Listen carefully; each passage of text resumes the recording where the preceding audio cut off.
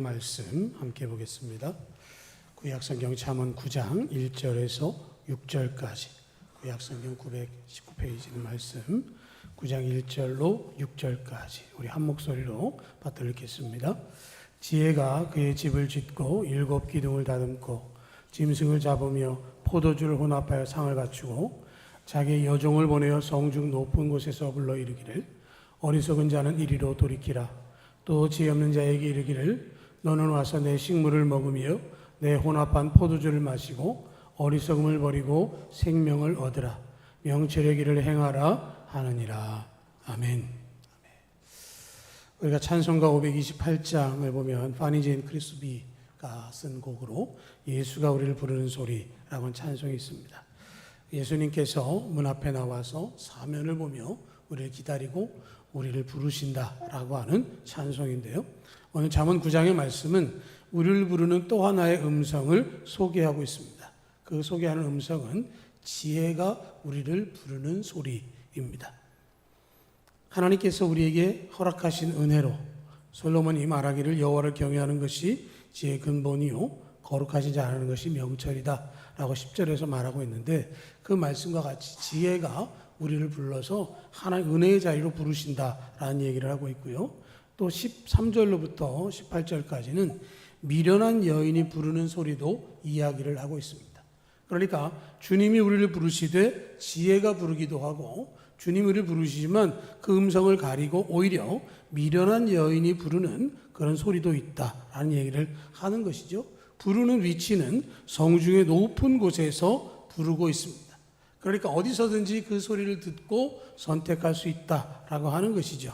우리가 살아가면서 여러 가지 음성을 들을 수 있지만 어디에 주파수를 맞추고 어떤 음성을 듣느냐에 따라서 우리의 방향성이 달라지고 거기에 대한 결과도 다르게 되는 것이죠. 어떤 것은 지혜와 명철을 주는가 하면 어떤 것은 멸망과 실패를 준다라고 하는 것이 잠언 9장에 나와 있는 말씀이고요. 스티븐 코비라고 하는 사람, 성공한 사람의 7가지 습관이라고 하는 책을 쓴 스티븐 코비가 일상이 행복해지기 위한 3가지 선택이라고 하는 얘기를 했는데요. 첫 번째로는 행동을 어떻게 선택하느냐라는 것이죠.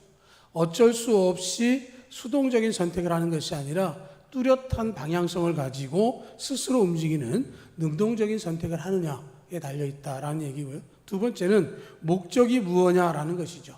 많은 것을 벌어들인다고 할지라도 그 많은 것을 벌어들인 목적이 자기의 승리나 자기를 위한 것이냐 아니면 베풀고 나누기 위한 것이냐에 따라서 또 다를 수 있고, 세 번째로는 어떤 원칙을 가지고 살아갈 수 있느냐라고 하는 것이죠.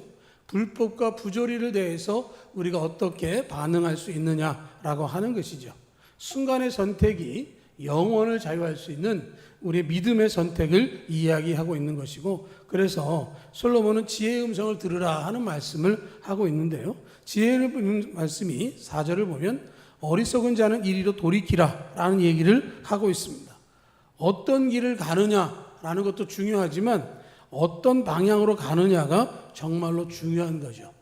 유대 탈무드에 보면 이런 얘기가 있습니다. 어떤 여행자가 길을 걷다가 너무 피곤한데 마침 마차가 지나가는 것을 봅니다. 그래서 마부에게 좀 태워주십시오 라고 얘기를 하니까 마부가 타라고 얘기를 합니다. 마차를 타면서 이야기하기를 제가 예루살렘까지 가는 길인데 얼마 정도 걸리겠습니까? 그러고 물었더니 마부가 한 30분 걸릴 것 같다 그렇게 얘기를 합니다. 그러니까 마부의 얘기를 듣고는 그 마차를 얻어 타고 너무 피곤해서 잠시 잠이 들었다가 눈을 떠보니까 한 30분 정도가 지난 거예요. 그러니까 이제 마부에게 말합니다. 아이고 예루살렘에 다 왔겠네요. 얼마나 남았나요? 그랬더니 1시간 남았습니다. 그러더라는 거예요. 그래서 아니 30분 남았다고 하더니 어떻게 1시간입니까? 그랬더니 저는 예루살렘 반대 방향으로 갑니다. 그러더라는 거죠. 마차를 얻어 타고 편안하게 갈 수 있었지만 방향을 생각하지 않고 갔기 때문에 일어난 일인 것이죠. 어떠한 길을 가느냐가 중요한 게 아니라 어느 방향으로 가느냐가 중요한 거죠. 내가 지금 가고 있는 길이 어떤 길인가? 그 길이 4절에 말하고 있는 것처럼 어리석은 자의 길이라고 한다면 돌이키는 것이 마땅하다라고 하는 것이죠. 우리가 가다 보면 내비가 유턴하세요 라고 말하는 것은 길이 잘못되었을 때에 이야기하는 것이죠. 하나님께서 돌이키고 하나님께로 나오라 하는 음성으로 들려주고 있는 말씀인 것이죠. 누가복음 15장에 나와 있는 탕자의 비유를 보면 둘째 아들은 아버지의 재산을 가지고 먼 나라로 가서 허랑방탕하게 살았습니다. 자기에게 돌아올 분깃을 주소서 하고는 아버지의 것을 받아서 멀리 갔지만 얼마 있지 않아서 실패하게 되어졌고 거지처럼 살게 되어졌습니다. 그래서 그 지역에 흉년이 들어서 돼지가 먹는 돼지밥을 나눠 먹고 싶었지만 그것조차도 마음껏 먹을 수가 없었습니다. 미련한 여인의 소리를 듣다가 결국은 그렇게 되고 말았는데 그가 그 길에서부터 돌이킬 수 있었던 이유는 아버지께로 돌아갔기 때문에 그런 것이죠. 창피하고 자존심 상하기도 하고 또 다른 사람들로부터 손가락질 당할 수도 있고 자기가 아버지 앞에 가서 아버지의 아들이라고 말할 수 없고 그저 종의 하나로 여겨주세요 라고 말할 정도로 자기 자신을 낮추며 돌아갔을 때에 그는 죽음이 아니라 생명을 얻을 수 있었고 거지 같은 존재, 종으로 사는 것이 아니라 아버지의 아들의 자리를 회복하게 되어졌습니다. 어떤 방향으로 어떤 것을 선택하느냐에 따라서 결과가 달라지는 것이죠. 예수님의 제자 베드로와 가룟 유다를 우리는 비교할 때가 많이 있습니다. 예수님을 부인하고 예수님을 저주했던 것은 베드로였습니다. 예수님을 판 것은 가룟 유다였습니다. 그런데 예수님 앞에서 베드로와 가룟 유다의 결과가 달라진 것은 그것이 그들이 이루어진 다음에 어떻게 행동했느냐에 따라 달라진 것이죠. 가룟 유다는 후회했다라고 하는 것으로 끝났지만 베드로는 통곡하고 회개하며 돌이켰다라고 말씀하고 있습니다. 죄를 짓지 않고 살면 더 좋겠지만 죄를 지었다라고 한다면 돌이키는 것이 그만큼 중요한 것이죠. 그래서 사도행전 3장에 보면 너희가 회개하고 돌이켜 너희 죄 없이 함을 받으라. 이같이 하면 새롭게 되는 날이 주 앞으로부터 이를 것이다 하는 말씀을 해 주셨습니다. 회개하고 돌이키면 죄 없이 함을 받게 될 것이고 그렇게 되어지면 새롭게 되어진다라는 것이죠. 이전 것은 지나갔으니 보라 새 것이 되었다라고 하는 말씀이 그대로 삶 속에 나타나는 것이고 지혜가 우리를 부르는 소리를 우리는 듣고 그 길에 들어서 있다는 사실을 기억하시기를 축복합니다. 우리의 방향은 올바른 방향으로 선택되어져 있어요. 걸음걸이가 어떤지 내가 걷는 이 길이 어떠한 길인지가 중요한 게 아니라 어느 방향으로 가느냐가 중요한 것이죠. 성 어거스틴이 이렇게 얘기했습니다. 비틀거리고 다리를 절며 바른 길을 가는 것이 꼿꼿하게 서서 그릇된 길로 가는 것보다 낫다라고 이야기했습니다. 우리의 길이 어려울 수도 있습니다. 비틀거릴 수도 있습니다. 그러나 바른 길을 가는 것이 생명입니다. 세상 사람들은 넓고 평탄한 길을 찾지 모르지만 우리는 좁고 협착하지만 그러나 그 결과로 주님의 은혜를 얻을 수 있는 좁은 문을 향해서 가는 것이 우리의 걸음이다 라고 말할 수 있는 것이죠. 그래서 예수님은 빨리 가려고 애쓰는 것이 아니라 바른 방향으로 갈 것에 대해서 말씀하고 있는 것이고 믿음으로 정한 그 길에서 벗어나지 않고 주님의 은혜의 길을 나아가라고 말씀을 하고 있는 것이고요. 또 그 길을 가게 되어지면 그곳에서 식물을 먹으며 혼합한 포도주를 마시라고 하는 말씀을 하고 있습니다. 식물을 먹고 포도주를 마시고 하는 말은 식탁에 초대하는 것이죠. 우리도 식탁에서 손님에 대접하는 것은 굉장히 큰 일이지만 중동에서는 이 일은 더 큰 의미를 가지고 있습니다. 나와 함께 식탁을 대하는 그 사람이 비록 원수라 할지라도 함께 식탁을 대하면 그를 죽일 수 없다라는 것이 탈무드에 나와 있고요. 그들의 삶의 기준으로 삼고 있습니다. 그들이 식탁을 제공했다라고 하는 말은 우리는 하나다라는 의미를 가지고 있고 남녀가 함께 식탁을 대하는 것은 우리는 한 가정이다라는 의미를 가지기도 하는 것이죠. 사울이 다윗을 사랑하고 그의 사위로 품었을 때에는 식탁을 함께 했습니다. 그런데 식탁에서 다윗을 쫓아냈을 때에는 그를 적대하기 시작할 때였습니다. 다윗과 요나단은 그의 아들 무비보셋을 다윗이 품게 하는 그러한 사랑의 우정을 나누었습니다. 무비보셋이 다윗의 부름 앞에 나왔을 때에 자기를 이야기하기를 개 같은 무비보셋, 자기라고 얘기했습니다. 그런데 다윗이 그 무비보셋을 자기의 식탁에서 왕자들과 함께 먹을 것이라고 이야기를 하면서 왕자들과 동일하게 대우해 주었습니다.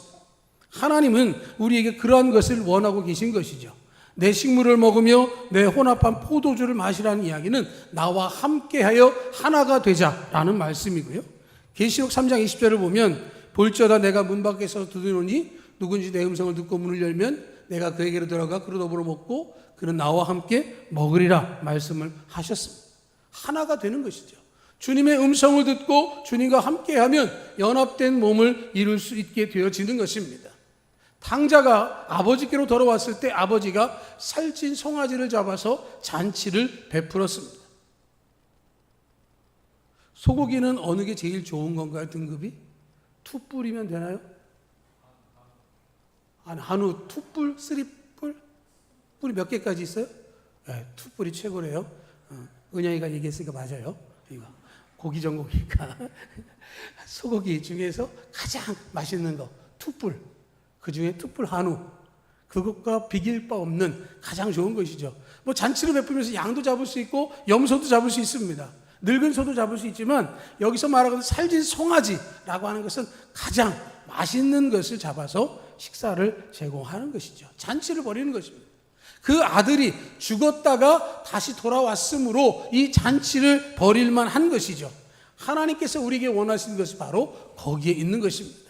주님의 잔치자리는 이 세상과 비교할 수 없는 가장 최고의 잔치자리로 우리를 불러주시는 것이고 하나님 나라의 백성으로 삼아주시는 것이고요.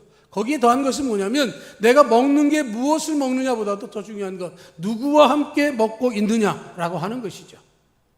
먼 나라에 가서 허랑방탕할 때 먹었던 대상들, 그가 먹고 싶지만 먹을 수 없었던 돼지의 밥, 주염 열매를 먹어야만 했던 그때를 생각해 본다면 그의 형편과 처지가 어땠는지를 너무도 잘 아는 것이죠. 돌아와서 그를 씻기고 새 옷을 입히고 가락지를 띄우고 신을 신기고 잔치자리에 불러들여서 함께 잔치를 나누는 것.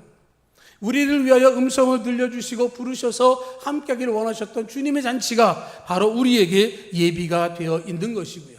하나님께 예배하고 하나님께 기도하고 말씀을 듣고 찬양하고 이 모든 것을 통해서 하나님의 잔치를 누리는 모두가 되시기를 축복합니다.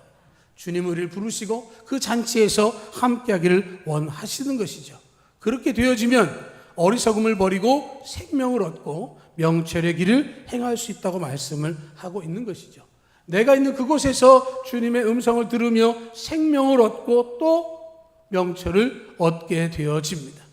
명철의 길을 걷는다는 말씀은 10절에 있는 것처럼 여호와를 경외하는 것이 지혜의 근본이요 거룩하신 자를 아는 것이 명철이니라. 이 말씀이 잠언에서 18번에 걸쳐서 언급이 되어지는데요. 잠언을 통해서 우리는 많은 지혜를 얻을 것에 대해서 생각들을 하지만 더 중요한 것은 하나님을 알고 하나님과 함께 동행하는 것에 대해서 가르치고 있는 것이죠. 지식을 넘어서 우리에게 생명을 주시는 하나님의 말씀인 것을 기억하시기를 축복합니다. 그 말씀이 우리 가운데 들려지면 생명이 나타나는 것이죠. 칠레의 북쪽에 가면 아타카마라고 하는 사막이 있답니다. 아타카마라고 하는 사막은 1년 평균 강수량이 15mm, 그러니까 15mm 정도 되는 사막이어서 거의 뭐 물기가 없는 그런 곳이죠. 그런데 2015년 3월에 12시간 동안 이 사막에 비가 내렸답니다.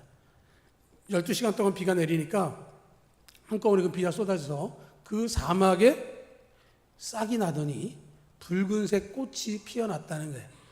저도 이 아타카마 사막에 관해서 인터넷에 뒤져봤더니 사막이에요. 진짜 사막이 아무것도 없어요. 그런데 이때에 찍어놓은 사진 작가들의 사진이 몇 장 올라와 있는데 붉은 꽃으로 꼭 진달래밭처럼 아주 예쁘게 되어 있어요. 그런데 그거 끝나고 나니까 또 다시 사막으로 변하고 말았습니다. 충분한 비만 내려주면 사막도 꽃밭으로 바뀔 수 있는 것처럼 하나님께서 사람을 지으실 때 흙으로 지으셨는데 이 사람에게 하나님의 놀라운 은혜의 비가 내려지면 반드시 아름다운 꽃을 피우게 될 줄로 믿습니다. 우리의 삶 속에서 그런 일들이 너무도 많죠. 어려운 일들이 많이 있습니다.